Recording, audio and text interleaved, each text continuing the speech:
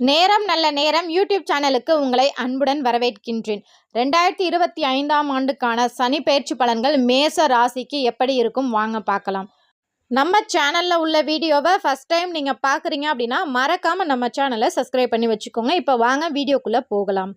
சனி பெயர்ச்சி எப்போது அப்படின்னு பார்த்தீங்கன்னா நடக்கக்கூடிய மார்ச் மாதத்தில் 29ஆம் தேதி 3வது மாதம் 2025ஆம் ஆண்டு சனி பெயர்ச்சி நடைபெறுகின்றது.